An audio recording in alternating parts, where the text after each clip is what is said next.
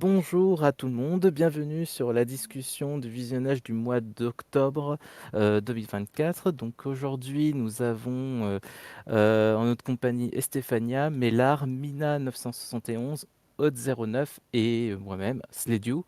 Donc sans plus tarder, on va commencer à faire notre premier tour de table en termes de discussion. Tiens, Estefania, qu'est-ce que tu as vu ce mois-ci et que tu nous conseilles ou pas, et sur lequel tu as envie de t'exprimer? Hello, hello à tout le monde. Moi, c'est Stéphania. Alors, c'est normal si vous entendez mon petit accent, c'est espagnol. Je suis mexicaine, donc si jamais vous comprenez pas un mot, n'hésitez pas à me demander et je vais mieux articuler. Sinon, alors, je n'ai vu plusieurs, enfin, pas film, mais je n'ai vu un long métrage et une série. Mais je vais me concentrer sur la série qui s'appelle Love is Blind. Et juste pour vous résumer, en fait, c'est des personnes qui ne trouvent pas l'amour et qui veulent à la fin, entre guillemets, se marier. Donc ces personnes-là, ils veulent pas se concentrer sur le physique, mais plutôt sur la personnalité et le caractère de la personne, sa façon de voir les choses et voilà, tout ce qui va avec. En fait, les personnes se retrouvent dans des cabines, là où ils ne se voient pas. Donc, ils communiquent au départ 10 minutes. Après, il y en a d'autres personnes. Tu as le choix de faire plusieurs cabines. Et après, sur un cahier, tu notes les personnes, les cabines qui t'ont intéressé, les personnes, quoi. Et à la fin, bah, tu as le choix de continuer à parler avec les personnes pendant 10 jours parce que tu es coupé du monde. Pas de portable, pas d'internet, pas quoi que ce soit. Donc, ce qui est chouette, c'est que tu te retrouves face à l'humain, face à l'essentiel. Et dès là, il y a une autre étape. C'est après ces 10 jours-là, si, si tu matches avec quelqu'un, tu dois choisir une seule personne. Et à la fin, tu dois voir physiquement la personne. Et là, tu vois si elle te plaît ou pas, si c'est ce que tu attendais ou pas. Et après cette étape, en fait, en gros, l'émission te paye des vacances. Je ne sais pas combien de jours, honnêtement, j'ai oublié. Je crois que c'est une semaine pour passer H24 ton temps avec la personne. Donc, tu passes vraiment une cabine à connaître la personne, après à passer des vacances avec la personne. Et si tu passes l'étape où ça te plaît, la personne dans tous les sens, bah là, tu habites avec la personne pendant 3 semaines dans un appartement. Et si tu passes cette étape-là, mais là, genre, ils te payent, si tu veux, le mariage entier des A à Z, et là, tu peux te marier. Donc voilà, c'est ça l'émission que j'ai vue, et c'est trop cool. D'accord. Et du coup, c'est une série, c'est ça, Netflix? Oui, oui, ça a tellement marché que maintenant, il y a plusieurs séries dans plusieurs pays. Il y a, je m'en souviens plus quel pays nordique, il y a Royaume-Uni, le Mexique d'ailleurs. Il y a les Émirats arabes, je crois. Il y a vraiment plusieurs pays Je dans crois que c'est la lesquels Suède. C'était la Oui, Suède que tu cherchais? oui, oui, c'est bien ça. C'est ce que j'ai cherché.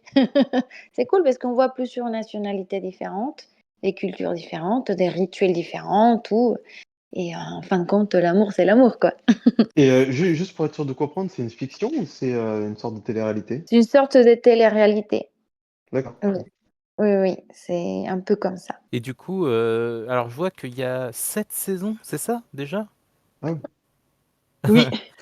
Eh ben, dis donc, et c'est une, ok, et c'est originaire des États-Unis, mais oui, il y a eu différents pays, quoi. Donc Japon, Suède, Émirats Arabes Unis, ouais, comme tu l'as dit, Mm, Royaume-Uni mm, aussi mm. et Brésil. Oui, D'accord. Et du coup, oui, oui. c'est un format qui est long, non, quand même, 48 à 84 minutes, c'est ça? Oui, c'est ça, mais en gros, ça passe très vite. Quand on accroche. En fait, là, honnêtement, c'est la première fois que je regarde un truc comme ça. D'habitude, je regarde des films genre romantiques, les Bridgerton, enfin des histoires comme ça hein, que personne que personne n'aime beaucoup.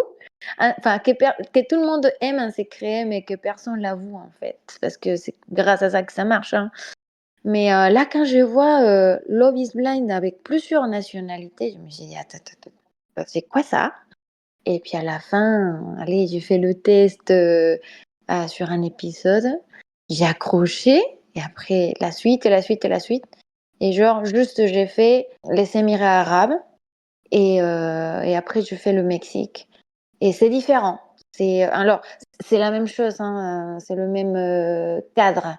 Mais vu que c'est des cultures différentes, des manières de voir l'amour différemment et tout, ça change énormément et c'est intéressant au niveau culturel aussi. D'accord. Et du coup, si c'est, alors vu que c'est un peu une télé-réalité, est-ce que alors j'avoue que moi, je suis pas un adepte de télé-réalité, donc j'ai surtout en tête des clichés, mais est-ce que, la série, enfin plutôt la télé-réalité, il y a un côté voyeuriste ou non vraiment, ça veut vraiment s'axer sur l'amour et sur le fait de construire une vraie relation entre 2 personnes? Oui, c'est plutôt essayer de connaître l'amour sans le physique et s'engager sur une vraie relation. C'est des personnes de tous les horizons. Si c'est les Émirats arabes, ben, c'est une globalité énorme, par exemple. Mais c'est des personnes qui ont toujours essayé. C'est plus ou moins des trentenaires qui sont là. Ce ne sont pas des personnes dans la vingtaine, c'est toujours des trentenaires plus ou moins qui n'ont jamais trouvé l'amour ou euh, qui ont divorcé mais qui veulent se reconstruire aussi dans une relation. Et c'est là où c'est intéressant parce que on voit que des personnes, la plus grande partie, hein, pas tous, mais les trois quarts, c'est des personnes sérieuses où ils veulent vraiment faire des aveux à quelqu'un, s'engager sur une longue durée. Et c'est des personnes qui sont prêtes à faire des efforts, même des sacrifices aussi, parce qu'il y en a qui ont des enfants et qui doivent changer de pays et tout ça. Mais c'est des gens qui sont prêts. Et là, je me rends compte que beaucoup de personnes ne trouvent pas l'amour, qui se sentent tout seuls, qui cherchent sur des applications et ça donne pas grand-chose. Ou sur des applications, des gens qui veulent juste s'amuser et pas prendre quelque chose au sérieux. Et là, genre, quand tu passes 10 jours avec une personne à parler, tu te dis, ah ouais, c'est pas mal quand même. Très bien, d'accord. Il y a, oui, donc ça veut vraiment axer, la série sur, les relations humaines plus que sur, le côté voyeuriste, quoi. Il y a vraiment Mm. une envie de présenter l'humain avant, quoi. L'humain et l'amour Oui, aussi. D'accord, oui, très oui, bien, oui. très bien, très bien. Alors il y a Hot209 qui dit que si, moi j'avoue, et je proclame haut et fort que j'adore les comédies romantiques. Ah bah voilà. Ah, enfin quelqu'un, Jess, Voilà. super. Bah d'ailleurs, ouais, bah, Hot09, bah, elle est comme toi, je crois. Elle travaille aussi dans le milieu de l'animation. Enfin, elle a travaillé dans le milieu de l'animation, donc si vous avez envie de discuter là-dessus, n'hésitez pas. Euh, oui, je balance un peu tes dos, Hot09. Bon, est-ce que vous comptez du coup regarder la série Love is Blind, présentée par Estefania? Je Ça vous suis a depuis la donné- première saison. Ah, t'as vu la première saison? Ouais, depuis la première, là, on en est à la septième. Donc, Ah, c'est quelque chose que je suis tout le temps. Pas parce d'accord. que je suis, pas pour le côté voyeurisme, mais plus pour le côté pour voir comment ils font pour réussir à découvrir l'autre petit à petit et se découvrir à la fin. D'accord, bah, très bien. Bah, OK, bah, c'est cool. Bah, il y a une deuxième adepte de Love is Blind sur serveur, bah, c'est cool. Mélar, peut-être que toi aussi tu regardes la série? Non, j'avoue, je connaissais pas du tout. Après, voilà, enfin, sans aller dans les clichés, c'est pas trop mon truc, les choses un peu romantiques comme ça, ni les réalités. Je dis ça, mais par contre, une de mes séries préférées, c'est Desperate Housewives. Du coup, il y a un peu de comédie romantique, du drame, etc. C'est la seule chose qui me fait penser à ça. Donc, peut-être j'essaierai un épisode pour pas mourir idiot et peut-être je tomberai accro, je sais pas. Mais c'est pas le genre de choses que je regarde d'habitude. Mais tel que c'est raconté, ça a l'air quand même intéressant. Ouais. Mmh.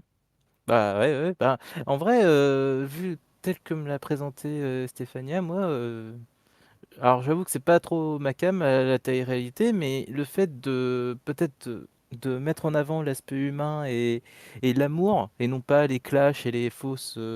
Enfin, voilà, j'ai Mm. tellement des mauvaises idées, enfin un a priori tellement négatif sur la télé-réalité quand quelqu'un me présente de cette manière-là cette série télé-réalité, bizarrement, j'ai beaucoup plus envie en fait. Donc oui, pourquoi pas. Peut-être que je vais essayer de regarder ça. Et Ouais, alors, il y a... Ouais, dis-moi. Non, non, je vais juste dire que par rapport à ça aussi, je suis un peu comme toi, dans le sens où moi, quand je pense réalité, c'était bah, soit quand j'étais petit, Star Academy, etc., ou les anges de la réalité et machin. Mais de ce qu'a l'air de dire, je sais plus son nom, désolé, Estefania. Stéphania, c'est. Ce qui est intéressant, c'est que c'est des gens qui ont l'air matures et posés, quoi. Ils vont pas aller, comme tu disais, dans. Ils vont pas surjouer, enfin, d'après ce que j'entends. Donc, c'est ça qui pourrait être intéressant, quoi. Oui, oui, Exact. oui, c'est ça, tout à fait. Et en fait, bien sûr que c'est pas comme les téléréalités, genre un peu, bah, je sais pas, après je suis mexicaine, genre un peu à l'américaine, vulgaire, genre Kardashian. Non, en fait, moi, c'est ça, je pensais pas accrocher, honnêtement, j'étais curieuse au départ. Mais ça commence toujours comme ça. Mais quand j'ai vu qu'il y a un respect pour l'autre personne et tout, voilà. Même, il y arrive que, vu que les personnes sont sur place, il y a un appartement qui est pour des garçons et il y a un appartement qui est pour des filles. Mais il s'arrive enfin, sur ce que j'ai vu, à se respecter. Parfois, il y a des garçons qui sont sur une seule fille. Mais après, bah, c'est ça un petit peu ce qui est intéressant. Ça fait un petit peu koh dans le sens où enfin, tu complotes pas parce que c'est l'amour, mais genre, tu fais le possible pour conquérir la personne, même si l'autre, il y est sur la même personne, mais ça reste toujours dans le respect. Parfois, il y a des petits clashs, mais c'est pas vulgaire ou il n'y a pas de bagarre, c'est pas irrespectueux. Et c'est ça que j'ai aimé, que c'est des gens qui sont des gens plus matures, en fait. Ils font un gaffe quand même à ce qu'ils disent. Très bien, très bien. Bah, en tout cas, tu nous as tous donné envie de regarder, même si bon, Mina était déjà sur le coup. Donc très bien, bah, merci Stéphania. Oui, mais oui, Mina? Stéphania, elle a oublié de dire un truc, c'est qu'il y a quand même un mariage à la clé. Mmh. Et c'est là où on voit vraiment l'enjeu, même des fois psychologique des gens. C'est-à-dire ils ne savent pas jusqu'à la dernière minute s'ils vont se dire oui ou non. Ils espèrent tous se dire oui, mais on ne sait jamais s'ils vont se dire oui ou non. Et après, on apprend, je crois qu'il y a une réunion un an après pour savoir où en est le couple, s'ils sont toujours ensemble, s'il y a eu des soucis par rapport à vraiment la vie réelle avec les différents, la famille, le travail, ce genre de trucs. Si les gens, ils ont quand même continué à être ensemble ou si malheureusement la vie a fait, qu'ils se sont séparés. Donc c'est vraiment plus un enjeu psychologique plutôt que vraiment de divertissement, quoi. Mmh. D'accord, d'accord, d'accord. Il y a un vrai suivi en fait, des personnes, quoi. C'est pas juste, on les met ensemble et c'est bon, tout va bien dans le meilleur des mondes, quoi. Voilà, c'est ça, c'est vraiment il y a un D'accord. vrai suivi et c'est plutôt pas mal puisque, quand même quand on voit, il y en a certains, ça fait depuis la première saison qu'ils sont encore ensemble. Donc on se dit que ouais, c'est l'amour peut être vraiment aveugle des fois. Eh beh, très bien, très bien, très bien. Alors, oui, il y a Hot09 qui dit que nous, en France, on a l'amour est dans le pré. Oui! Chacun ses domaines de prédilection. Voilà, bref. Mais bien vu. Bah, du coup, merci, Stéphania. Mélard, heu, à toi de jouer. Est-ce que tu as un film, une série ou une télé-réalité à proposer? Oui, je peux. Alors, c'est un film que j'ai vu il y a pas très longtemps, mais qui date déjà de 2020, qui s'appelle Deux minutes plus tard.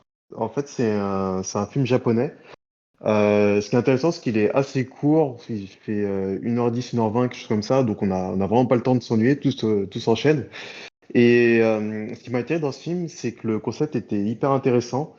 En fait, c'est un gérant de café qui découvre, donc dès le début du film, c'est pas du spoil, hein, que via l'écran d'ordinateur de sa chambre, il peut voir 2 minutes dans le futur, comme son nom l'indique, avec l'écran qui est dans son bar, qui est juste en bas. Donc en fait, voilà, il est pas très loin, il y a juste des marches à descendre. Et voilà, ce qui est intéressant par rapport à ça, c'est que outre le, euh, le concept de voyage dans le temps, entre guillemets, parce qu'au final, il voyage pas vraiment dans le temps, c'est plus comment expliquer ça? C'est plus la perception du temps qu'on voit. Je sais pas comment je peux expliquer ça. En gros, pour imager, par exemple, dès le début du film, lorsqu'il parle devant son écran l'écran de chez lui, il se voit lui-même, enfin, il voit la personne qui est devant l'écran, qui est l'étage en dessous, du coup, dans le bar, 2 minutes plus tard. Donc, par exemple, s'il lui dit, si par exemple la personne 2 minutes plus tard lui dit bah ramène-moi du ketchup pour prouver que c'est vrai, je sais pas quoi, et ben il met du ketchup dans sa poche et après il voit qu'il a déjà du ketchup. Voilà, c'est ça des exemples qu'il donne dans le film. Et on, on a l'impression que c'est peut-être assez casse-gueule parce que justement il peut forcément avoir des paradoxes temporels, etc.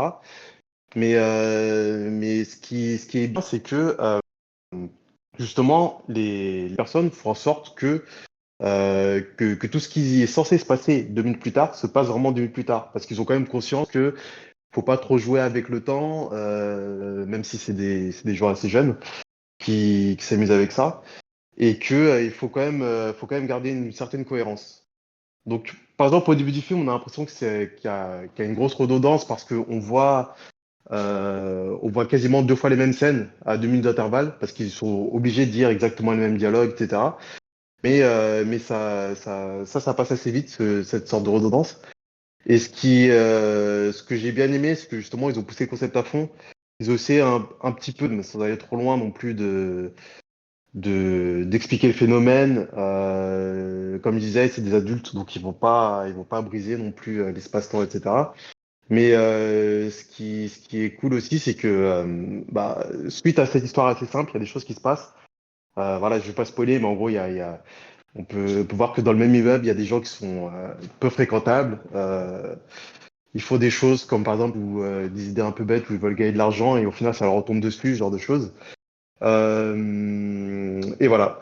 Donc j'aime pas trop en dire trop dans les films. Je préfère que les gens découvrent un peu ce qui se passe. Mais voilà, comme je disais aussi, 1h10, 1h20, ça passe hyper vite. On n'a pas le temps de s'ennuyer. Moi, ça m'a pas mal intéressé. J'aime bien tout ce qui est un peu voyage dans le temps. Ça m'a même fait penser à un dessin animé qui s'appelle Stan Getz. Je sais pas si les gens connaissent. Mais en gros, c'est vraiment le concept où des gens un peu insouciants, un peu jeunes, etc., font des choses qui, au final, les dépassent. Parce que tout ce qui touche dans le temps, est assez dangereux. Donc voilà. Très bien, très bien, très bien. Merci Mélard. Est-ce que les autres, vous avez vu ce film? Alors, en version originale, c'est Beyond the Infinite Two Minutes. Et en version française, c'est quoi? C'est au-delà de 2 minutes plus tard, c'est C'est ça? 2 minutes plus tard, ouais. Très bien. Est-ce que vous avez vu, que ce soit Mina, Odd09 et Stéphania, vous avez vu ce film-là? Moi, perso, non, pas du tout. Perso, non, pourtant c'est un des thèmes qui m'attire, tout ce qui est voyage dans le temps, enfin, ce genre de truc, non? C'est sur quelle plateforme? Je vais télécharger parce que justement, je le trouvais nulle part et c'est quelqu'un qui me l'avait conseillé justement. Ah, parce qu'à l'époque, Alors, il était dans un petit cinéma et bah moi, du coup, vu que j'ai tout découvert plus tard, c'était un peu compliqué. alors Mais il moi, devait être en VOD, non? ouais, ouais. Bah, alors moi, je vois que en France, il est dispo sur Univers Ciné pour 3,99 €. Sinon, tu as aussi Apple TV à 5 € en location. D'accord. Bah, je vais peut-être en profiter pour le revoir comme ça, ouais. Mhm. Donc, ouais. Mais en tout cas, ouais, le film, il m'a l'air pas mal, quoi. C'est voyage dans le temps, un concept un peu loufoque. Ça a l'air pas mal, je trouve. Tu m'as C'est une donné sorte de envie de. mélange entre comédie et drame en plus. Mhm. Bah, moi, je me rappelle qu'il y avait un film avec Nicolas Cage. C'était Next, je crois, le nom. Où Ah oui, c'est ça. justement, il arrive à voir 2 ou 3 minutes en avance. Enfin, il a des visions du futur, des Oui. événements qui vont se dérouler, quoi. Et du coup, ouais, ben, le film, il m'avait plu sur le moment. Après, je l'ai revu une deuxième fois et finalement je me dis: «Ouais, c'était pas» bon, voilà. Voilà, c'était pas dans la bonne période où Nicolas Cage enchaînait des films un peu, direct to vidéo. Mais bon, bref. Mais ouais, mais en tout cas, la version japonaise, elle me plaît pas mal, je trouve et vraiment, le concept a l'air pas mal. Et toi, du coup, Estefania, est-ce que ça t'a donné envie de regarder ce film? Oui, bien sûr, moi j'aime bien aussi ce type de film. D'ailleurs, quand j'étais petite, ça me rappelle 2 choses. La première, c'est qu'il y a eu un film qui est très connu, qui s'appelle Intelligence artificielle Oui, et c'est sur des robots, je ne sais pas si vous le connaissez et il par, y a Spielberg, non, c'est ça? oui, oui, Oui, oui. Ah, c'est un exact. super film, hein. Oh, j'ai pleuré et tout. Je me rappelle en oups, je me dévoile Tu et n'es pas la seule. et Oui, vas-y, pardon. t'inquiète. Et la série aussi, quand j'étais petite, c'était Disney Stan Raven. Elle arrivait à voir un peu le futur avec son œil, mais c'était comique. Comique aussi, pareil, dramatique, comique. Ah, Phénomène Phénomène Raven, peut-être, Raven, non? non? Oui, yes, C'est oui, ça. oui. Comment on dit en français? Phénomène Raven? Phénomène Raven, je crois. Ouais, c'est ça. OK. Oui, oui, en anglais, je crois que c'est Stan Raven. Je parle même pas anglais, hein, c'est parce que c'est direct des États-Unis. Mmh. Ils traduisent même pas en espagnol. Allez, mais on met les titres en anglais. Mais oui, c'est trop cool. Très bien, d'accord et du coup, ouais, ouais, c'est vrai qu'il y a eu aussi ce truc-là. Enfin, j'avoue que j'avais complètement zappé, Phénomène Raven, mais oui, c'est vrai qu'il y a eu aussi ce ce concept-là avec la série, Nickelodeon, je crois. Très bien, très bien. Est-ce que vous voulez rajouter un truc, par rapport à 2 minutes plus tard? Juste rapidement aussi, c'est que, Oui, en fait, ce qui m'attire aussi dans ce genre de film, c'est que, contrairement à Next, qui est plus un film d'action, en fait, oui, c'est des films qui partent vraiment d'un concept, et au final, en fait, à mon avis, enfin, j'ai pas les chiffres, mais en fait, c'est ce genre de film où je suis quasi sûr qu'il a rien coûté, à part le prix des acteurs oui. et les locaux. Donc, voilà, j'aime bien aussi les films un peu minimalistes comme ça, mais qui vont vraiment loin dans leur pensée. En fait, ça laisse le réalisateur et le scénariste, c'est ça qui montre qu'ils ont toute leur imagination et plutôt que de baser plus sur des artifices et sur des effets spéciaux, etc. Là, en fait, il n'y a aucun effet spécial, il n'y a rien du tout. Juste les idées et les acteurs. Ouais, ouais, bah, après c'est enfin c'est j'ai limite envie de caricaturer, hein, mais tout ce qui est cinéma européen, et enfin, hors États-Unis, c'est Mm. vraiment il y a un concept et ils exploitent à fond le concept et ouais, c'est comme tu dis, c'est minimaliste dans le sens où, ça veut pas en faire des tonnes et des tonnes. Ça reste dans le giron du concept qui a été défini par le film. Alors Mm. que malheureusement aux États-Unis, on a vite tendance à en faire des caisses, à rajouter tout plein d'artefacts qui font que ben il y a le concept de base, mais qui vite part en cacahuète parce que ben ça veut envoyer du lourd en fait dans la tronche du spectateur, C'est ça. malheureusement.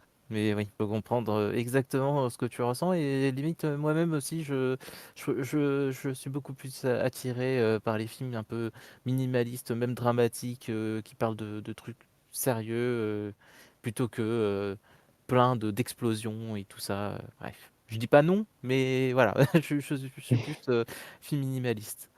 Euh, alors après, du coup, on revient. Donc merci Mélar. Donc à toi maintenant, Mina. Qu'est-ce que tu as à nous conseiller pour aujourd'hui? Alors, j'ai regardé sur Netflix Mhm. Ranma 1/2. C'est un remake? Ou c'est le En premier? je sais pas si c'est un remake, mais en tout cas, j'ai l'impression que c'est un peu le premier. D'accord. C'est un c'est un manga. C'est un manga que j'ai vu, enfin, dans les années 90, si je me trompe pas. Et en fait, là, ça repasse en ce moment là sur Netflix et je me refais ma dose d'enfance. Et en fait, l'histoire, c'est quoi? C'est, l'histoire d'un jeune garçon, Ranma, doit épouser, qui est fiancé à une jeune fille, Adeline. Leurs 2 pères sont des profs d'arts martiaux et ils ont promis depuis qu'ils étaient petits de les fiancer. Et là où en fait ça part un peu en vaudeville, où les situations sont un peu compliquées, c'est qu'en fait, Ranma et son père sont partis en Chine pour pouvoir s'entraîner et sont tombés dans des sources maudites. Dès qu'une personne tombait dans une source, elle devenait une autre personne. C'est-à-dire que Ranma, en se faisant mouiller par de l'eau froide, devient une fille. Et le père de Ranma devient un panda. Et pour redevenir des hommes, ils doivent être mis à l'eau chaude et parler. C'est rigolo et c'est agréable à regarder. D'accord. Oh, le concept est est particulier quand même. D'accord et c'est adapté d'un manga, c'est ça, hein, tu ce que tu me Ouais. dis? OK, d'accord, d'accord et du coup, c'est plus, de la fantasy enfin, c'est tu classerais dans quel genre? Franchement, c'est fantasy sans être fantasy parce qu'à part le fait, qu'ils se changent, en fonction de quoi ils sont tombés dans la source, c'est tout. C'est-à-dire que Ranma, juste, il devient une fille et puis c'est tout. Mais ça reste quand même un garçon. Le père, il se transforme en pas d'âme, mais ça reste quand même un homme. Tu vois? Il y a pas de pouvoir, surnaturel ni quoi que ce soit. C'est ça qui fait la force de ce manga, c'est qu'en fait, les gens, ils restent humains quand même, comparé à d'autres mangas où ils ont des pouvoirs spéciaux, des trucs comme ça. Eux, non, pas du tout, ils restent humains. On suit plus l'histoire d'amour de Ranma et Akane en version japonaise ou Adeline en version française quand on était petit.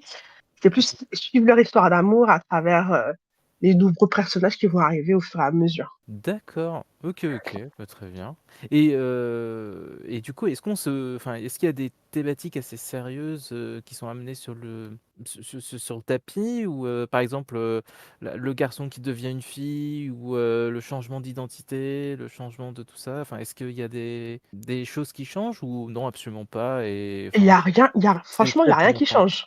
D'accord, C'est très bon enfant, il y a rien qui change, il y a pas enfin, c'est vraiment sans prise de tête, il y a pas de message caché ou quoi que ce soit derrière. C'est juste suivre l'histoire de 2 jeunes ados, qui au début ne s'apprécient pas trop, mais qui petit à petit finissent par tomber amoureux et qui concrétisent un peu le rêve de leur père. mmh. Mais c'est tout. D'accord, bah, je connaissais pas du tout, que ce soit ce manga ou la série télé ou même apparemment, alors il y a Xen qui me dit que c'est sur la télé quand on était petit, c'était drôle et bonne comédie pour moi comme enfant. D'accord, très bien. Bah, OK, OK, bah, je connaissais pas, et Stéphania, est-ce que tu connaissais, Ranma un demi? Ah, bah, Oui, si, oui, si, oui, j'ai vu c'est, dans mon liste. alors honnêtement, je m'en souvenais même plus de ça, parce que ça m'a fait, vraiment voyager dans les temps. Là, je suis, dans la thématique des, mélards. Mmh. Je me suis remontée à l'enfance et je m'en souvenais plus trop de l'histoire, mais je me rappelle que j'ai rigolé beaucoup et c'était comme des aventures, ça reste, comment dire? Ça reste sain.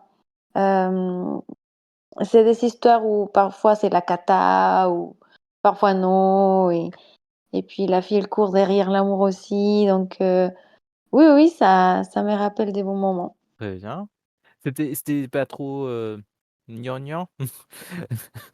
Ou si, si, ça l'était et c'était totalement assumé? Alors franchement, ce n'est pas du tout gnangnan.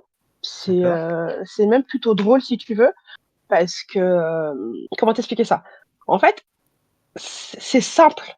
C'est simple parce comme il a beaucoup voyagé, il s'est fait beaucoup d'ennemis, donc tu rencontres plus toujours d'autres personnes et l'histoire, enfin, ça continue, ça s'arrête jamais, en fait. Et tu as des situations vraiment rocambolesques où, il va retrouver d'autres ennemis qui eux aussi sont tombés dans des sources. Donc tu en as un, il va se transformer en canard, l'autre, il va se transformer en cochon. Enfin, c'est un peu compliqué à expliquer, mais il faut que tu regardes pour que tu puisses te rendre compte que c'est vraiment très drôle et qu'il y a D'accord. rien de gnangnan. Au contraire, tu passes un bon moment et franchement, tu rigoles à chaque fois. Très bien. Bah, je vais essayer de voir ça. Mélard, toi, Ranma 1/2, ça te parle? Est-ce que tu connais la série? Ça me parle un peu, je pense que ça passait à la télé, mais j'étais très très très petit, donc je comprenais pas tout ce qui se passait. Mais je me souviens que c'était assez coloré, il y avait pas mal d'humour. Je crois qu'il y avait un peu de combat aussi, mais c'était plus combat humoristique sans être très sérieux. Et si j'ai pas de bêtises aussi, il y avait plein de quiproquos à chaque fois, des malentendus entre les personnages, ça amenait un humour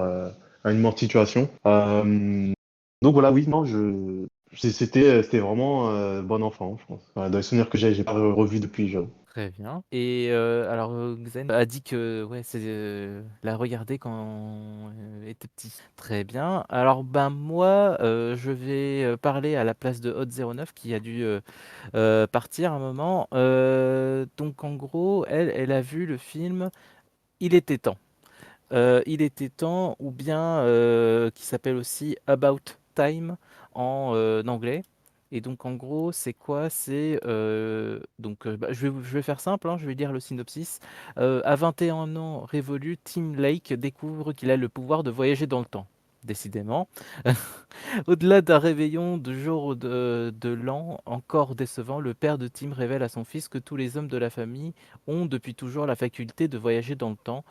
Tim ne peut pas changer le cours de l'histoire, mais il peut changer ce qui se passe et s'est passé dans la vie. Il décide d'améliorer son existence en se trouvant une petite amie. Voilà, donc ça c'est le film qu'a vu justement Odd 09 et en fait elle a trouvé que le film était très beau. Voilà. Elle l'a adoré et en plus ben c'est un film qui est spécialement dédié à Estefania.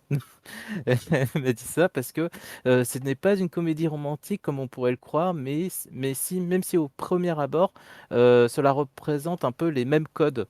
Et en gros, ben, le film passe et en fait, on découvre que ça va au-delà d'une comédie romantique. Ça parle de voyage dans le temps, du fait de profiter de la vie, de ses amis, et que ben voilà, faut profiter des instants présents, quoi.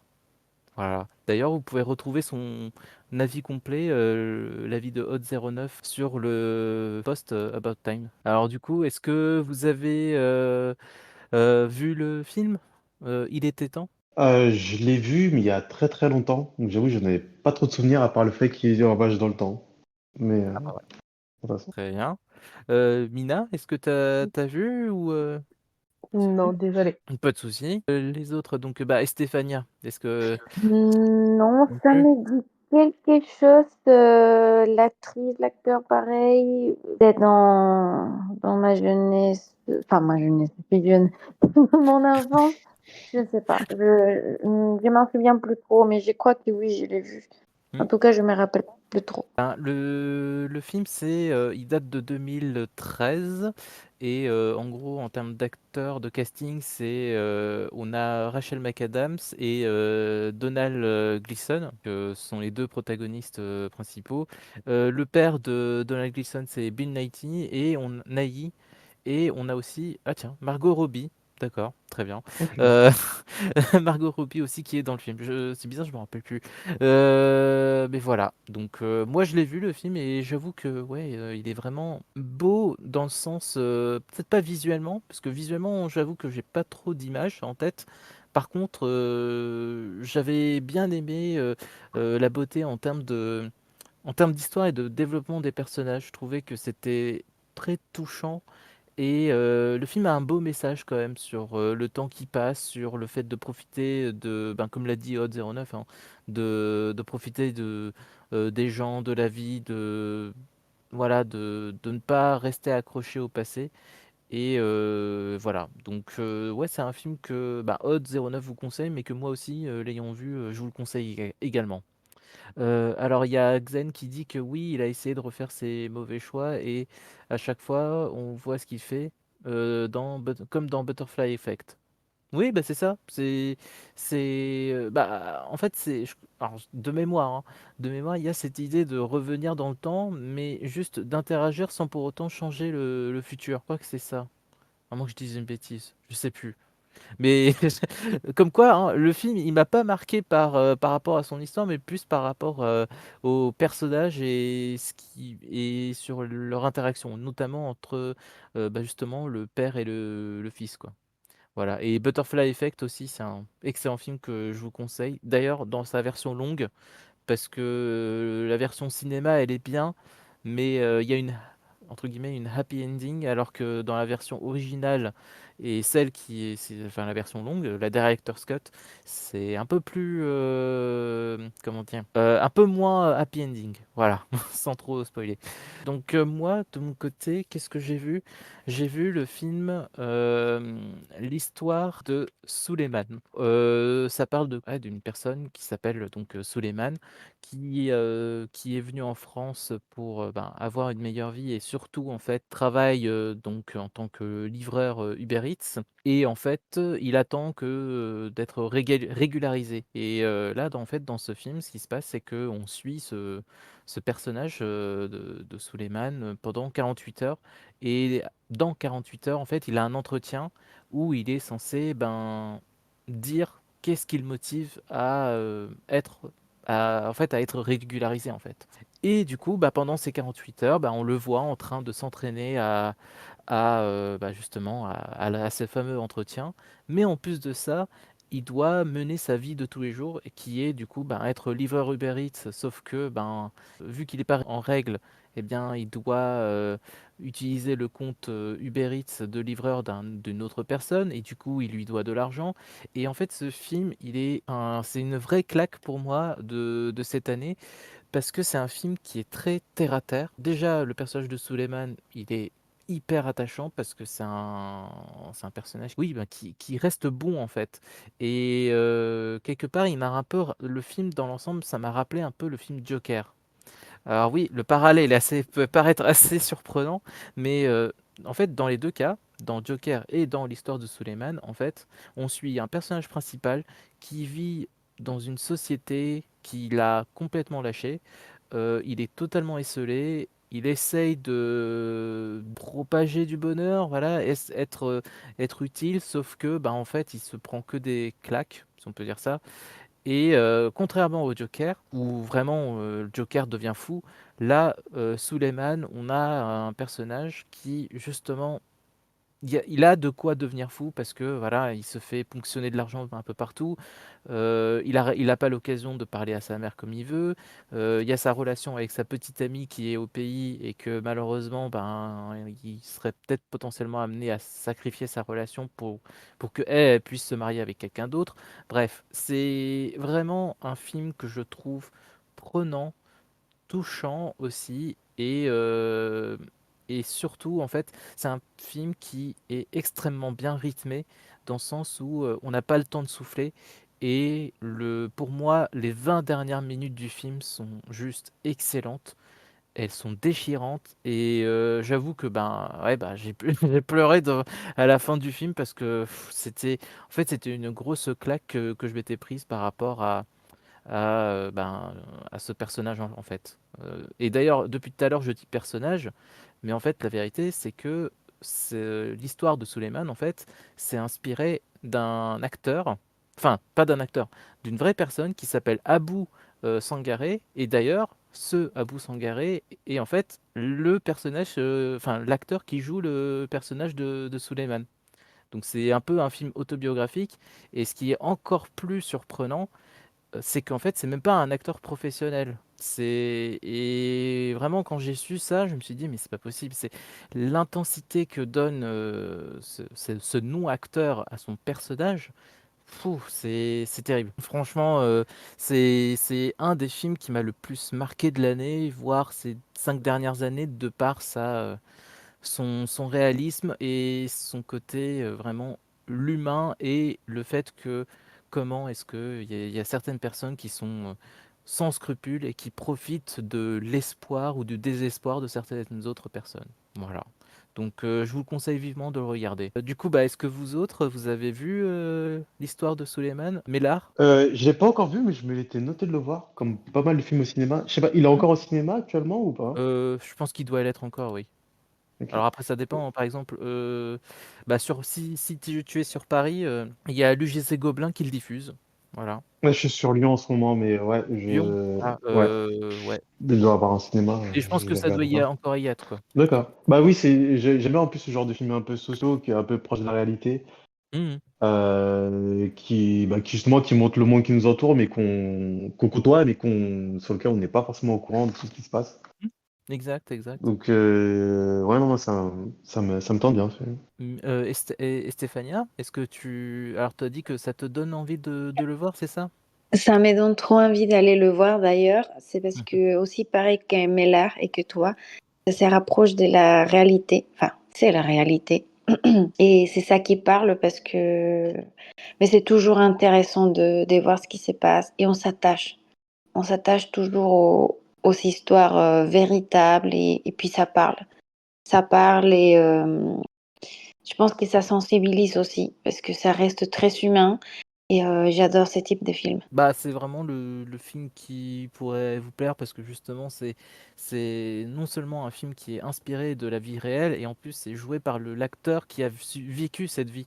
Et j'imagine que même pour cette personne-là, Abou Sangaré, le fait de rejouer certaines scènes a dû être vraiment difficile. Mais en tout cas, bravo à lui et à toute l'équipe d'avoir vraiment retranscrit tout ça en fait. Parce que je pense que ce film-là casse aussi, est aussi là pour casser les clichés qu'on pourrait avoir sur les livreurs Uber Eats ou les personnes qui viennent travailler de manière illégale, enfin qui sont illégales et tout ça. C'est vraiment un film qui est ouais, vraiment prenant quoi. Alors tu dis aussi l'acteur le rend authentique car c'est un vrai vécu, hâte de le voir. Mais oui oui non mais c'est ça, exactement ça. Et Xen qui dit ça semble touchant et réel. Oui, c'est au plus proche du réel, franchement, c'est en fait, même, je vais vous dire, en fait, ce film-là, j'ai eu du mal. En fait, c'est un film qui oscille entre le drame et le documentaire. C'est vraiment, j'ai eu ce sentiment-là quand je voyais le film, je me disais, mais est-ce que c'est un film ou un documentaire? Et justement, le fait que le film ait enfin, une histoire derrière avec Suleiman qui est censé passer un entretien, fait que OK, d'accord, ça serait plus un film, mais vraiment en termes de réalisation, je trouve qu'il y a vraiment certains aspects qui se rapprochent beaucoup plus du documentaire. Mina, est-ce que toi, ça t'a donné envie de regarder, l'histoire de Suleiman? À moins que tu l'aies déjà vu? Je suis pas trop ce genre de film, Très bien. parce que disons que, c'est très compliqué et c'est pas trop ma tasse de thé. OK, pas de souci. C'est pas de souci, hein. De toute façon, après, c'est chacun, c'est les goûts, les couleurs, j'ai envie de dire. Chacun regarde et propose, et voilà, il n'y a pas de souci. Mais ouais, si tu as l'occasion, je te le conseille. Après, oui, c'est sûr que c'est pas la joie. Voilà, il y a des moments qui sont un peu drôles, mais c'est très. Enfin, c'est du pain sans rire. Voilà. Mais c'est majoritairement du drame. Et sinon, en attendant, ben, on recommence, on refait un tour. Du coup, bah, Béla, est-ce que tu as un film ou une série à nous conseiller? Oui, je peux. Je l'ai pas trop préparé, mais oui, je peux parler par exemple du Le Dernier Duel. C'est un film qui a été réalisé par Ridley Scott avec des acteurs pas mal connus. Je crois il y a Matt Damon, Adam Driver et surtout l'actrice qui joue dans Killing Eve. Je sais, j'ai plus son nom, la Jodie blonde. Comer. Ah bah ok, bah nickel, bah, c'est ça. De quoi ça parle? Alors j'ai découvert après que c'est inspiré de faits réels, d'un fait réel. Donc inspiré, à mon avis, c'est pas mal romancé. Et, euh, et en fait, ça parle d'un. Au tout début du film, il montre de toute façon le duel. Et en fait, toute l'histoire, c'est de voir pourquoi il y a eu pourquoi ce duel sera tenu. Et en fait, le duel, c'est entre deux amis, enfin deux anciens amis qui sont devenus rivaux. Et du coup, en fait, tout l'intérêt du film, c'est d'expliquer pourquoi ils sont devenus rivaux. Donc, c'est les deux amis, c'est Matt Damon et Adam Driver. Et en fait, bah, je vais parler de la troisième personne, donc la Jodie Comer, je crois que tu disais. C'est un peu la raison du duel. Donc voilà, sans trop spoiler, en fait, les deux sont. Enfin, c'est la femme de Matt Damon et Adam Driver est amoureux d'elle. Donc, ce que j'ai bien aimé aussi, c'est la manière dont se déroule le film. C'est fait via l'effet Rashomon. Je sais pas si vous voyez ce que c'est. Bah, l'effet Rashomon, c'est inspiré du premier film qu'il a utilisé, qui s'appelle Rashomon, qui est un film japonais. Là, c'est un film américain. Et en fait, j'adore cet effet parce que c'est de montrer la même histoire, mais sous des points de vue différents. Et en fait, plus on voit des points de vue différents, plus on a une appréciation différente de l'histoire. C'est-à-dire que chaque point de vue amène de nouvelles informations. Sauf que dans ce film-là, en fait, étant donné que c'est inspiré de faits réels et que c'est lié par des récits des personnes qui l'ont vécu, on ne saura jamais à 100% qui dit la vérité, qui ment, etc. Donc après, c'est à nous de nous faire notre propre interprétation. Et Voilà, donc c'est contrairement à l'autre film, il y a un gros budget dessus. En fait, c'est carrément l'inverse de l'autre film parce que il y a un gros budget, que ce soit du côté costume ou acteur, etc. Ça se passe dans le passé, ça se passe à l'époque des rois de France. Je sais plus lequel, je sais plus c'était quel roi, mais bon, c'est vraiment un film un peu médiéval. Et il dure 2h30 par contre, mais pour moi c'est passé hyper vite aussi. Et donc voilà, époque oblige, donc c'est un monde vraiment pas mal, beaucoup patriarcal. Et il y a pas mal d'injustices qui liées justement à cette époque il y a ce fait, quoi. Donc voilà, le Hmm, dernier duel de Ridley Scott. très bien. Les autres, merci Mélard. Est-ce que vous avez vu The Last Duel ou bien Rashomon? Il est sur Disney au cas où. Ouais. Hmm, ah, ok. Attends, The Last Duel? Oui, le dernier duel il est sur Disney+. Ouais. Ok, ok, d'accord, très bien. Mina, est-ce que t'as vu le dernier duel de Ridley Scott? Non, pas du tout. Je savais même pas que ce film, enfin, il était sorti et l'histoire me paraît intéressante quand même. Mm, mm. Ouais, mais c'est bizarre parce que quand il était passé au cinéma, en plus avec tout le cast, je sais pas, c'était peut-être pendant la pandémie, je sais plus, mais en fait, tout le monde a été assez étonné qu'il ait pas marché que ça au box-office parce que bah il y avait les noms, les réalisateurs, etc. Et pourtant, c'est un très beau film en tout cas selon mon avis, et même les critiques ont été bonnes sur ce film. Ouais, il est sorti pendant la pandémie, donc ouais, Ça doit être ça. ça explique ça. Ouais. Mm, exact. Bah ouais, ouais, ben c'est. Bah moi j'ai vu les deux justement. Bah alors malheureusement ou heureusement je sais pas. J'ai vu en premier le dernier duel et après j'ai vu Rashomon et Mm. et oui oui bah c'est ça hein, c'est comme tu as dit mais là hein, c'est une même histoire vue sous différents points de vue et bizarrement le dernier duel au-delà de reprendre l'effet Rashomon, je trouve que même en termes d'histoire, ça a l'air assez proche. Voilà. Mm. Mais de là à dire que c'est du copier-coller, quand même pas, parce que le contexte est différent, l'univers est différent, enfin, il y a pas mal de choses qui sont différentes. Après, je sais pas si The Last Duel, ça s'est vraiment passé en vrai comme ça, vu que Ridley Scott a assez tendance à jouer avec la réalité et surtout l'histoire, hein, l'histoire de France. Donc, il y a Napoléon qui passe le bonjour. Mais ouais, bah, moi j'avais bien aimé, j'avais vraiment bien aimé, même adoré ce film-là, The Last Duel, parce que ouais, avec déjà les acteurs qui sont à fond, euh, avec différentes réalisations et même en termes de, enfin, pour des acteurs, je trouve que c'est un film qui est excellent parce que tu peux jouer sur la différente subtilité pour une même scène. Et moi, c'est ce que j'ai adoré en fait, c'est voir, comme tu l'as dit, en fait, le point de vue, un différent point de vue par rapport à ce qui s'est passé, et bah, justement voir l'interprétation des acteurs de différentes manières en fonction du point de vue de l'autre. Enfin, c'est vraiment bien trouvé, et je trouvais que le film était très bien rythmé. Pourtant, il était long, hein, je crois, il fait plus de 2 heures.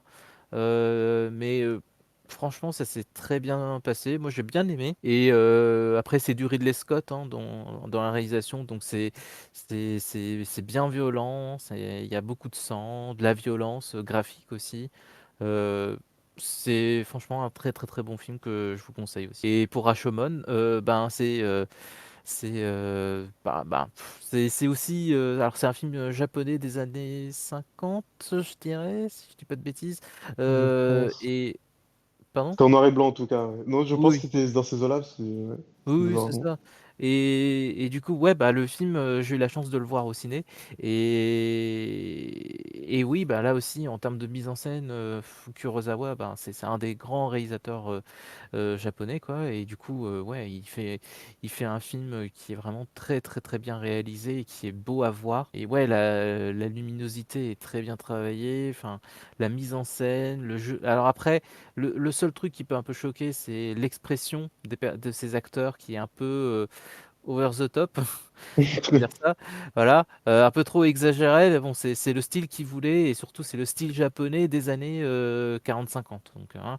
Mais ouais, aussi pareil. Si vous avez l'occasion de regarder ces deux films-là, je vous les conseille tous les deux. Et d'ailleurs, si vous avez d'autres films avec les frères Hashimon, moi je suis preneur. Parce qu'en dehors de ces deux-là, je connais juste Angle d'attaque, qui est un film américain aussi, qui joue avec les frères Hashimon, que j'ai pas mal aimé aussi. En gros, ça parle rapidement d'un attentat sur le président des États-Unis. Il y a cet effet où justement on fait plusieurs fois la même histoire. Je sais pas s'il y a d'autres films comme ça doit exister forcément, mais C'est pas un film avec oh, zut, je sais plus comment il s'appelle. Avec l'acteur de Lost. je pense, ouais, c'est quelque Et il chose. y a aussi Le héros, quoi. Sigourney Ouais. Weaver, Euh, ça, celle je sais qui joue plus, j'ai dans vu il y a très Alien. longtemps. Non?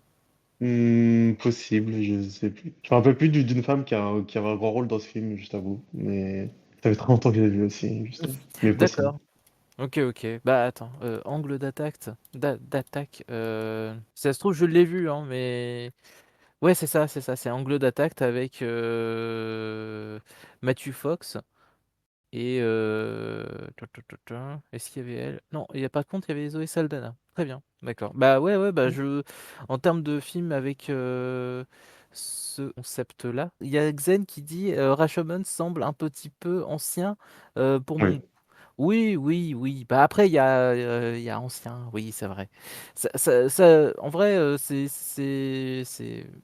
j'ai envie de dire, c'est dans les vieux peu qu'on fait les confitures. Je sais plus comment ça s'appelle. Merde, j'ai Je loupé crois mon que c'est ça, expression. ouais. Mais en tout cas, oui, c'est les. En vrai, il y a des films qui sont certes en noir et blanc et voilà, qui datent beaucoup de plusieurs années, et pourtant ils sont excellents. Voilà. Ah, Et notamment bah, Rashomon. ouais. Comment? Pardon? Non, j'allais dire comme par exemple les films d'Hitchcock. J'ai une période Ah où je oui. me tapais tous les films d'Hitchcock qui datent justement des 50-60, ces eaux-là. C'était en noir et blanc, il y en avait peu qui étaient en couleur et ils sont vraiment excellents. Oui, oui, oui, bah Hitchcock, et même on peut aller encore plus loin, hein. Il y a un film que j'avais vu, bon, j'en parlerai peut-être après, si on a le temps, mais, mais qui date des années 40. Voilà, et c'est Ouais. un excellent film, un excellent thriller. Mais ouais, mais en fait, c'est justement ça, c'est que en fait, dans les anciens films, tu peux voir des archétypes de narration que tu retrouves dans les autres films. Bah justement, Rashomon a été un des pionniers dans ce type de narration. D'ailleurs, justement, ça a donné un effet quand même, l'effet Rashomon, comme tu l'as dit. Et après, bah, tu peux le retrouver dans d'autres films, voire séries télé. Voilà. Bah Mm. moi, justement, bah, là, tu voulais savoir, est-ce qu'il y a d'autres effets que j'ai pu voir avec ça, avec Rashomon? Comme tu as dit, il y a Point of View. Enfin, Point of View, ça c'était en anglais, mais en français c'est Angle d'attaque. Après, il y avait des séries télé. Il y avait un épisode de Batman, POV, je Batman, crois. d'accord. Batman, la série animée de 92, qui avait justement, pareil, un truc comme ça. C'était, euh, je sais pas, des officiers qui se font interrogés par par le commissaire pour savoir ce qui s'est passé par rapport à un événement où il y avait Batman. Voilà. Donc il y a Ok. ça. Et t'as la série Smallville aussi. Alors je sais, ça remonte à loin, hein, c'était il y a 20 ans. Mais, mais oui, il y avait aussi dans la série Smallville un épisode avec ça. Enfin, de toute façon, il y a pas mal de séries qui utilisent ce procédé-là parce que ça rajoute de la nouveauté tout en proposant quelque chose qui est connu, à savoir, ben, voilà, le fait de raconter la même histoire de différents points de vue. Minat, est-ce que tu es fin prête pour parler de... Oui. Ah, bah vas-y, Euh, alors, lance-toi. c'est encore une série malheureusement, puisque je suis plus série en ce moment. Il n'y a pas de Euh, malheureusement, hein, t'as le droit. c'est la Vas-y. série Blind Spot. Je ne sais pas si vous voyez de quoi je parle. C'est l'histoire Non. d'une jeune femme qui est amnésique et qui aide le FBI à résoudre des enquêtes par rapport à des tatouages qu'elle a sur le corps. Elle est entièrement tatouée de la tête aux pieds. Et chaque tatouage est une énigme qu'ils doivent résoudre. Et en fait, il y a pas mal de quiproquos parce qu'en gros, elle était là au départ pour infiltrer le FBI et le faire tomber. Et en fait, ça change, elle change complètement d'idée par rapport au fait qu'elle a été, qu'elle est perdue, qu'on lui a donné un produit pour lui changer la mémoire. Et donc, ça change tout. tout le scénario de la série. Voilà. Il y a juste ce tatouage qui me fait penser à Prison Break, mais il n'y a y a pas d'autres liens, je pense. Non, il y a aucun lien franchement avec Prison Break, Ouais. que ce D'accord. soit les acteurs ou même les scénaristes ou producteurs, il y en a aucun. OK. OK, OK.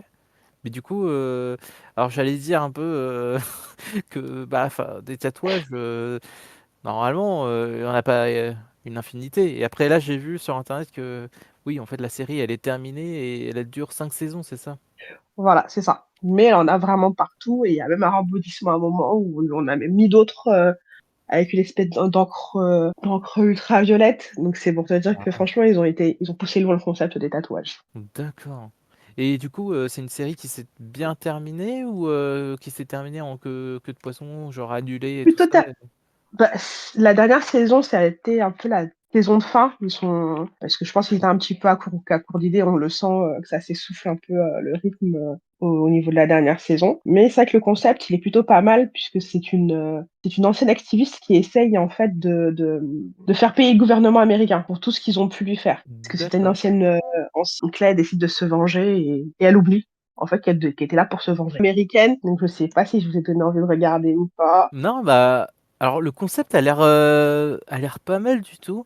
Maintenant, c'est juste dans ma tête où je me dis: «Mais bah, le corps, il est quand même assez limité en termes de superficie, donc les énigmes, elles doivent être, enfin, c'est des énigmes genre un peu à la 24 heures chrono, genre c'est un épisode, c'est une énigme, un truc comme ça ou Voilà, c'est c'est?» ça. C'est un épisode, une énigme et en fait, ils l'ont tatoué et comment t'expliquer? Par exemple, elle va avoir, une constellation sur le corps, mais dans la constellation, ils vont peut-être changer 2 ou 3 étoiles exprès pour que les gens puissent essayer de chercher pourquoi ils ont changé les étoiles et à quoi ça correspond. D'accord. OK. Et, et du coup, ça veut dire qu'au bout de chaque énigme, en fait, ils doivent arrêter quelqu'un ou c'est quoi? Ou ça les rapproche plus du but? C'est ça que je sais pas trop. Alors, ils essayent d'arrêter des gens, mais ils tuent plus de personnes qu'autre chose. Ok.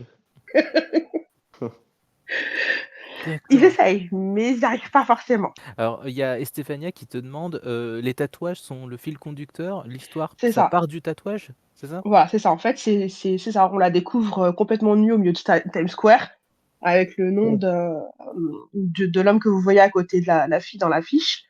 Mmh. C'est un enquêteur du FBI avec son nom en gros tatoué dessus. Et en fait, ça part de là. C'est comment ils ont réussi à décoder un tatouage pour arriver enfin, comment un tatouage leur permet de dénouer une enquête pour déjouer des attentats terroristes, etc., etc. Très bien. Et beh, c'est un concept qui est assez perché, mais ça pourrait donner envie en effet. C'est perché, mais quand on regarde, on s'y prend quand même au jeu. Ouais, ouais, ben, mais du coup, il y a quand même un grand méchant, dans la série, c'est ça? Ou, bof, Il y en c'est a un. plusieurs méchants qu'ils arrêtent en fait? Si tu veux, au départ, le grand méchant, c'est l'organisation dont la fille fait partie, et que finalement, il découvre que finalement, c'était pas elle la plus grande méchante en fait de l'histoire. Il y en a d'autres qui sont encore plus tarés que au départ. Mmh. Et à la fin, franchement, je dis ouais, quand même, la meuf, elle est forte. Très bien. Très bien, très bien. Et du coup, tu classerais cette série comme, thriller, action ou, juste, thriller? Thriller action, un peu comme Blacklist. D'accord. OK, OK. Et du coup, cette série-là, alors, je parle de Blindspot, elle est pas trop longue, j'ai envie de dire, avec des épisodes filler qui n'en finissent pas et tout ça? Non, ça va parce que t'attaches au personnage et t'essaies en fait, en même temps, tu suis l'histoire de tous les membres de l'équipe. Et donc, ça va. C'est pas trop long en longueur et tu as quand même pas mal de rebondissements. D'accord. Même si tu sens que la fin, elle est un peu bâclée parce qu'il devait arrêter malheureusement la saison 5. Mmh. OK, OK. Bah, très bien. Bah, c'est parfait. Est-ce que les autres, vous avez, vu la série, Blindspot ou est-ce que vous comptez la regarder? De mon côté, non, je connaissais pas du tout. Ça va intéressant. La seule chose qui me fait peur, c'est que justement qu'il y ait 5 saisons et qu'en général, ils vont souvent dans la surenchère au fil des saisons parce que, bah, avec le succès, ils n'ont pas prévu d'écrire l'histoire et ils l'écrivent plus ou moins vite avec plus ou moins de cohérence. Donc, ce sera la chose qui me fait peur. Mais ce qui est aussi intéressant, c'est que d'habitude, dans ce genre de série, les premières saisons, bah, justement, sont les meilleures. Donc peut-être que je commencerai à regarder et arrêter quand je n'en tirerai plus, quoi. Mais à voir, ouais, le concept est intéressant en tout cas. Bah, alors il y a Estefania et Xen qui ne l'ont pas vu. Et ouais, Estefania qui rajoute qu'en fait, elle va peut-être regarder, mais même si c'est pas trop son genre. Et après, ben ouais, bah moi de mon côté, bah, je suis d'accord avec Mélar en fait. Alors je sais pas, il y a combien d'épisodes par saison? Ah ouais, il y a 5 saisons et il y a eu 100 épisodes au total. Ah ouais, donc ça fait quoi? Ça fait 20 épisodes par saison. Aïe, c'est enfin pour moi, dès qu'une série dépasse les 13, 10 ou 13 épisodes par saison, surtout c'est une scène issue d'une chaîne câblée comme ABC, j'ai peur qu'il y ait beaucoup trop d'épisodes fillers. Bon, après toi, Mina, tu m'as dit qu'il y en avait pas tant que ça, donc ça me rassure un petit peu. Donc pourquoi pas? Voilà, je vais voir, mais ouais, ne serait-ce que voir le concept d'un personnage qui est complètement tatoué et qu'il y ait des enquêteurs qui vont essayer de comprendre, de décortiquer des énigmes à partir d'un tatouage, j'avoue que le concept il m'intéresse.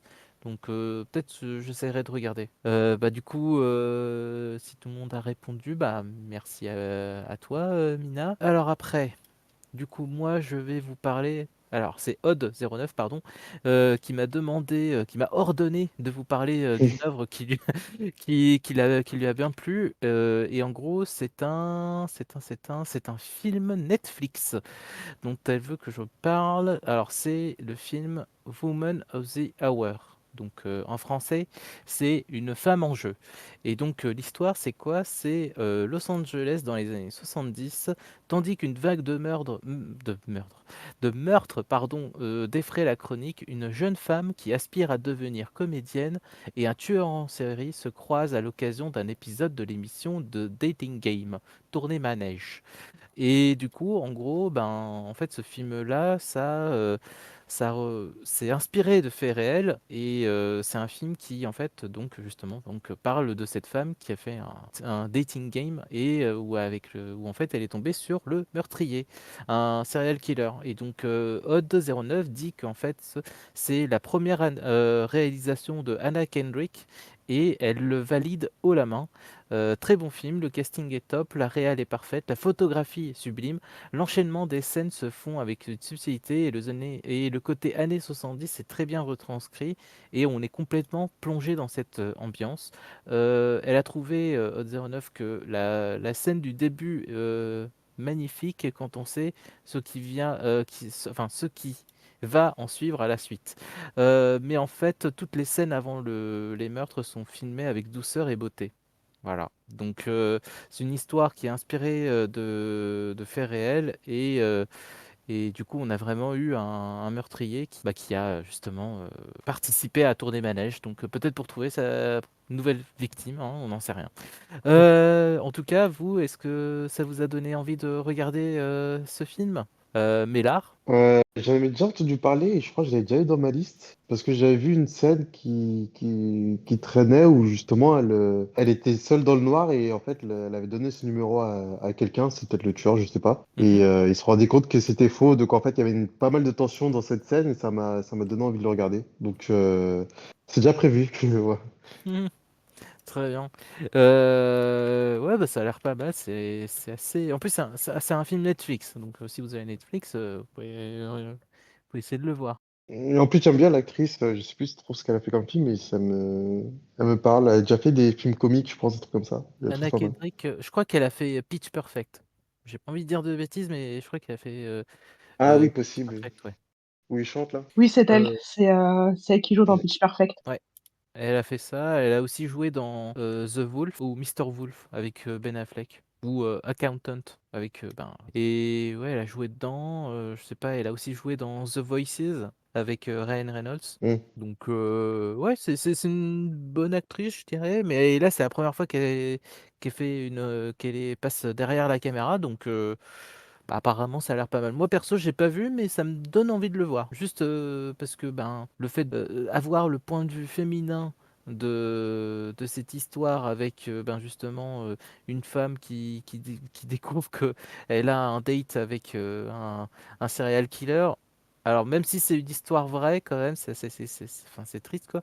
Mais le fait de voir ça, de découvrir ça, et que surtout avec les années 70, où peut-être que la situation de la femme était peut-être un peu plus compliquée, parce que on ne sait pas sur qui on va tomber. Enfin, vous allez me dire que même en ce moment, c'est pas non plus ça. Mais ouais, j'ai envie de voir ça, de voir la réalisation de Anna Kendrick. Alors il y a Estefania qui dit que ça a l'air intéressant et que bon, bah, du coup, bah, très bien, bah, j'espère que ça va te plaire. Mina, toi, ça te donne envie de regarder? Moi plutôt, disons que j'aime bien suivre tout ce qui est les histoires sur les tueurs en série, etc., etc., etc. Et donc, ouais, le fait de savoir comment ça se fait que le mec ait quand même le courage de s'inscrire à tourner manège pour trouver sa prochaine victime, ouais, Mm. ça me paraît intéressant, ouais. C'est assez perché, oui.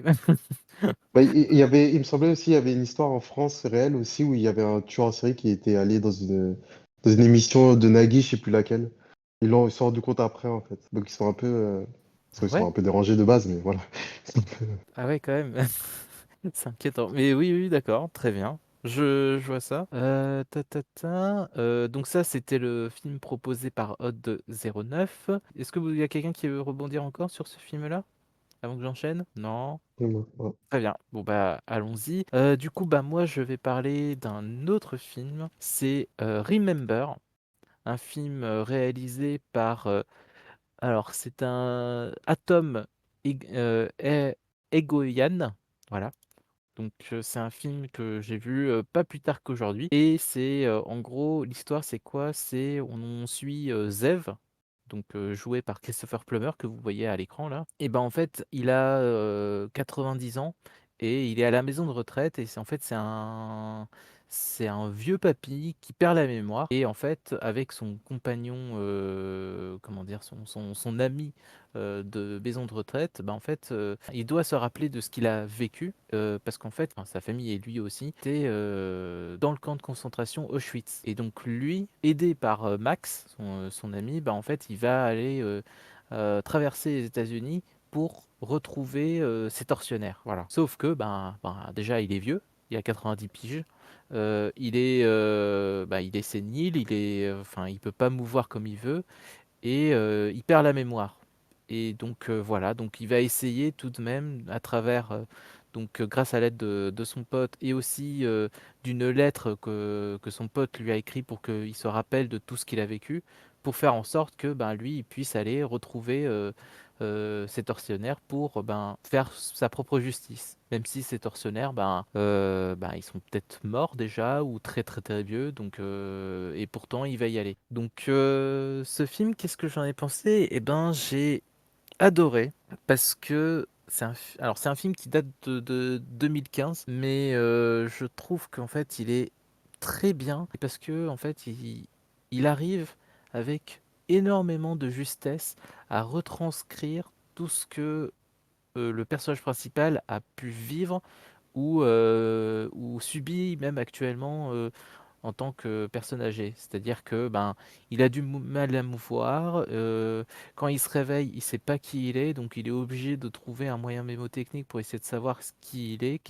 C'est un peu à la Memento, si vous voyez, Ouais. de Christopher Nolan. Donc lui, c'est en fait, le film arrive très facilement, et avec justement énormément de justesse, à nous faire ressentir de la sympathie et même de l'empathie pour Zef.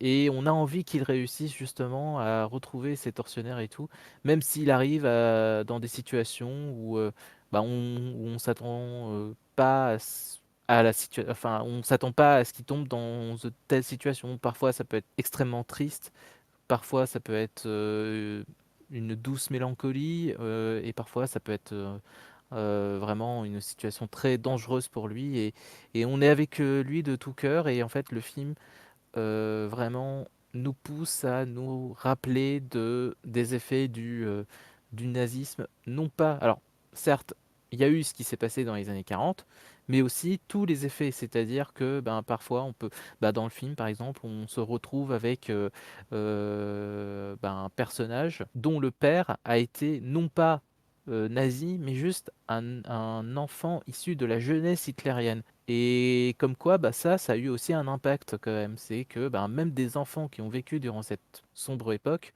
eh bien, ils ont, entre guillemets, ben, le nazisme, la haine a quand même fait son chemin jusqu'à atteindre ben, un homme de 50 ans alors qu'il n'a pas vécu et ni son père n'ait vécu le nazisme, enfin nazisme genre participé en étant nazi quoi. Et ouais, c'est un film qui nous demande à faire un effort de mémoire par rapport à ce qui s'est passé avant. Et ouais, c'est un thriller qui est, je trouve, très bien mené, même s'il a quand même pas mal de défauts, notamment en termes de rythme. C'est un rythme qui est assez lent. Le film est un peu long, je trouve, et il a aussi quelques défauts en termes de facilité scénaristique. Par exemple, bah, justement, là, Zef, il arrive facilement à partir de sa maison de retraite sans qu'il y ait des gens ben, qui le gardent ou qui ait une sécurité ou quoi que ce soit, quoi. Mais en tout cas, ouais, c'est un film que je vous encourage à regarder et ouais, il est extrêmement marquant, notamment par sa fin. J'avoue que la fin, alors je vais rien dire sur la partie spoil, hein, mais ouais, c'est un film qui est surprenant et qui nous rappelle que, voilà, dans les années 40, les nazis, ils étaient vraiment capables d'horribles choses. Et là, ça nous le montre vraiment clairement, quoi. Bref. Voilà. Donc, est-ce que ça vous a donné envie de voir ce film-là? Alors, par contre, il est assez court hein, quand même.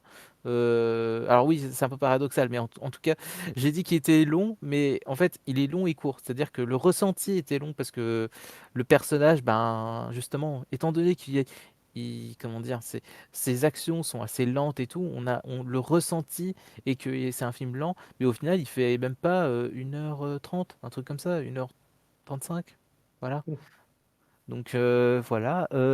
Alors Xen qui dit ça nous donne une perspective sur les événements d'une nouvelle façon à travers ce vieux combattant. Exact, exact, exact. Bah, c'est ça, c'est que en fait le film arrive à te mettre à la place de Zef. Et c'est ça qui est formidable en fait, c'est que on suit pas un personnage, en fait on suit une personne qui t'est chère en fait, parce que voilà, il a un capital sympathie, Zef, qui fait que t'as envie qu'il réussisse, même si tu sens que bah voilà, s'il se retrouve face à un nazi un néo-nazi pardon, qui a 50 ans moins que lui et qui peut le buter sur le champ, et ben t'as peur pour lui et tout ça, et c'est vraiment le côté thriller que j'ai adoré en fait. Alors j'avoue que j'ai peur de m'ennuyer si c'est un film lent, mais sinon en soi ça a l'air d'être très intéressant. Bah, en fait c'est ça qui est particulier, c'est que le film il a un rythme lent, mais on s'ennuie pas. Pourquoi? Bah, parce qu'en fait le, le film décrit très vite l'objectif. L'objectif c'est quoi? C'est on a Zef qui va chercher quelqu'un. Et après, c'est par la suite qu'on comprend que, ok, d'accord, en fait, il veut tuer un nazi ou des nazis qui ont été ses tortionnaires dans le passé, quoi. Donc, en vrai, c'est vraiment intéressant. Et ouais, le final de ce film, enfin, en fait, il est glaçant. Je peux, voilà. Si pour vous donner une idée, en fait, c'est vraiment un film qui est glaçant et qui peut même vous surprendre, en fait. Donc voilà. Je vous le conseille. Alors, il y a Stéphania et Ixen qui ont parlé. Mélard, du coup, toi, est-ce que ça t'a donné envie de le regarder? Oui, ça peut, ça peut. En fait, j'aime bien aussi tout ce qui est justement lié à cette époque. J'ai vu pas mal de documentaires sur ça, parce qu'il faut jamais oublier hein, et ni répéter. Mm, mm. Et oui, je trouve les films de ce genre sont assez intenses de toute façon, parce que c'est lié à ce thème. Et par contre, je voulais savoir, ça marche par système de flashback ou c'est juste de la narration en fait, quand par exemple il découvre son Ah, passé? en fait, il y a zéro flashback. Zéro. D'accord. En fait, tu suis le personnage et c'est juste. Bah, justement, c'est en fait via les dialogues que tu comprends tout, que tu comprends tout le contexte, que OK, d'accord, on a là une personne qui a vécu, enfin qui a, oui, vécu à Auschwitz, et ben voilà, qui est sénile, qui perd de sa mémoire, enfin voilà, en fait tout est raconté via l'histoire, via les personnages, via la mise en scène aussi.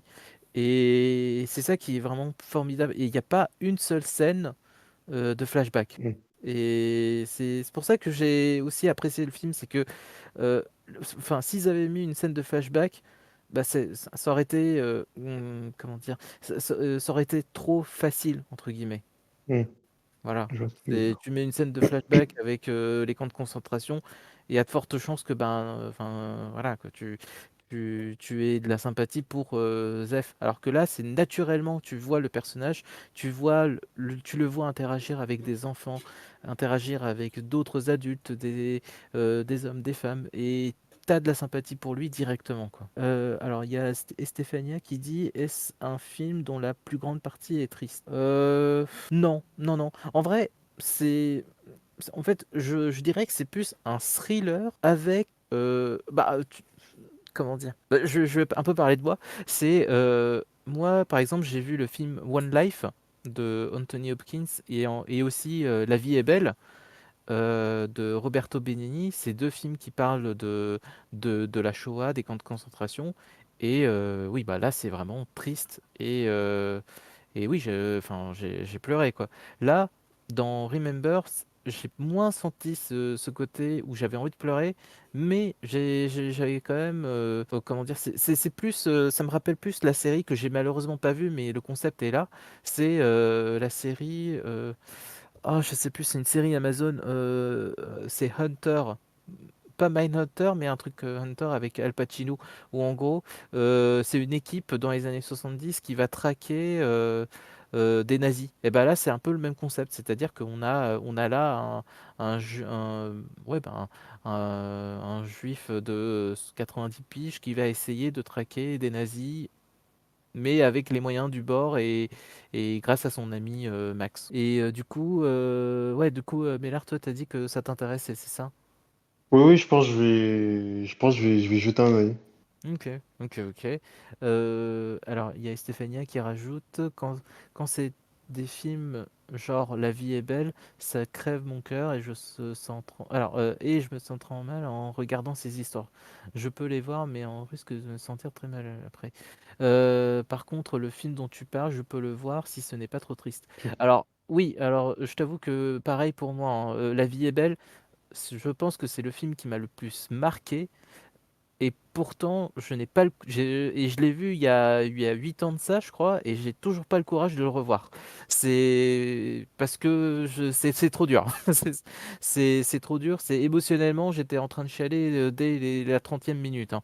Donc, je peux vous dire que le film, il m'a paru extrêmement long, mais, mais il fallait que je le voie, et même encore, enfin, il y a des scènes, la musique, rien qu'en entendant la musique, j'ai les larmes aux yeux. Donc bon, hein, c'est un film qui m'a pas du tout laissé indifférent, et ouais, non, mais La vie est belle est vraiment, vraiment excellent si vous avez l'occasion de le voir. Mais oui, pour revenir à Remember, non, non, c'est pas du tout un film triste en fait. Tu peux ressentir de la tristesse, mais c'est pas un film qui est triste. C'est plus un thriller et où tu suis en fait Zef qui a envie de tuer des nazis. Voilà, clairement, voilà, c'est ça. Mais du coup, c'est pas non plus un John Wick où genre tu le vois en train de buter des nazis, et non, en fait c'est un film dramatique thriller, c'est-à-dire que bah, comme je l'ai dit, hein, il a 90 piges, donc le fait de se mouvoir, le fait d'être sénile, le fait de perdre la mémoire fait que oh cool, tu vas le voir, très bien, je suis trop content. Mais c'est ça en fait, c'est que le film, il va vraiment te placer à la place de Zef, et en fait, tu as envie que ce petit papy à qui tu t'es attaché en fait, auquel tu t'es attaché, ben, il arrive à réussir à son objectif. Bon, ça reste quand même de tuer quelqu'un, potentiellement, mais tu as envie qu'il le fasse parce que, vu par rapport à ce qu'il a vécu, par rapport à tout ça, et ben, tu as envie que ça réussisse. Et c'est pour ça qu'en fait, justement, le film te construit tout ça pour que, ben, justement, à la fin, tu ce comment dire? Ce soulagement, en fait, que: «Ah, OK, il va enfin peut-être potentiellement le faire». Voilà. C'est un slow burner, si on peut dire ça. Voilà, c'est peut-être ça en fait le fait c'est peut-être pour ça que j'avais ressenti le côté, lent. C'est parce qu'en fait, c'est un slow burner en fait. C'est un film qui prend de l'épaisseur, qui devient, de plus en plus intriguant et dont les événements s'enchaînent de plus en plus vite à la fin, quoi. Et ouais, encore une fois, je vous le conseille. Voilà, du coup, Mina, toi, alors, je crois savoir ta réponse, mais je te pose quand même la question. Est-ce que tu as envie de le voir ce film, Remember? Ouais, je vais essayer.